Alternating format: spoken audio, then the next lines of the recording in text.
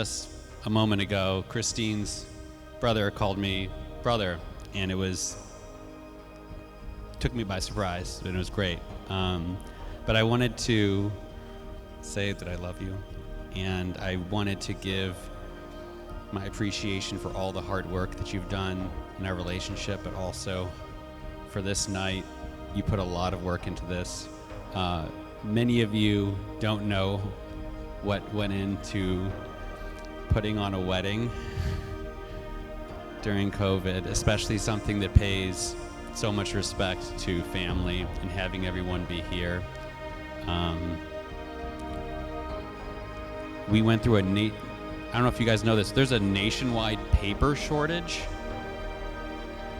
And Kristine is such an amazing creative person. We need to get the exact right paper for the invitations. And we had, anyways,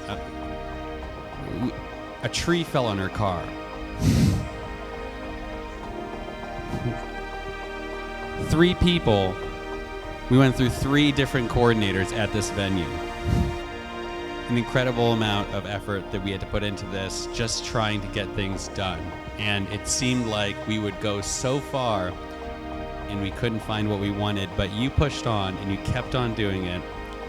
And a tree fell on her car. And we went through so much doing this. And we did it, babe. I love you.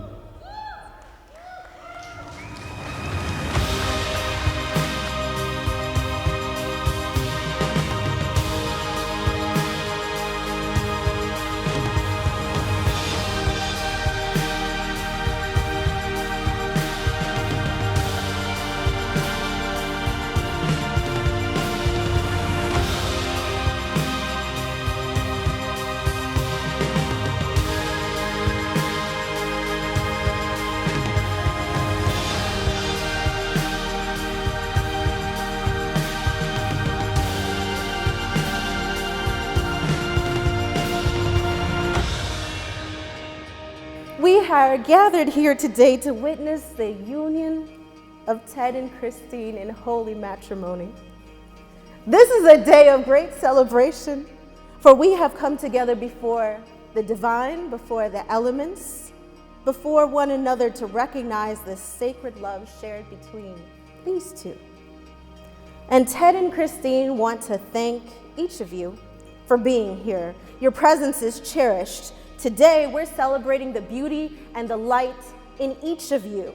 In fact, Ted and Kristine told me that each of you were invited here today because they have a memory of joy that you brought into their intertwining lives.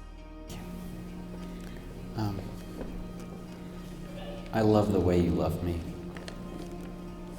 I love your taste in all things: food, family, and life. Your love of life inspires me. Your love of me is inspiring.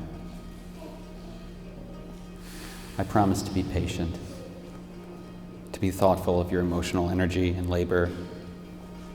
I promise to love you with the same intensity that you love me.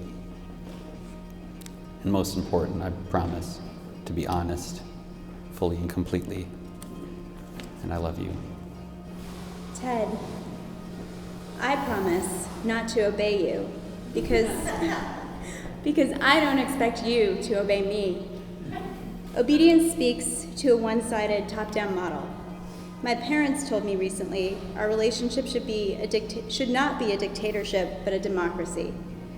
Democracy works best with participation and mutual consent. It should include shared discussions and an equitable distribution of power.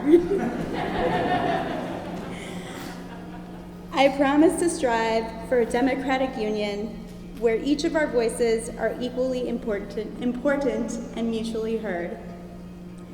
This year and a half has been a roller coaster, and our bond has been strengthened because of it. One thing I've learned is the importance of keeping our cups full. I promise to nourish myself emotionally, spiritually, mentally, and physically. By nourishing myself, I can come to our relationship as a whole person who is receptive and open to your thoughts, needs, and creativity. Lastly, I will respect your personhood, your boundaries, and unique perspectives.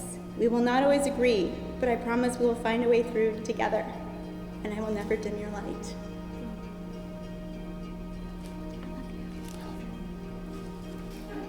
And now, by the power vested in me by the state of Michigan, I am pleased to pronounce Ted and Kristine sealed together in marriage, both by law and by love.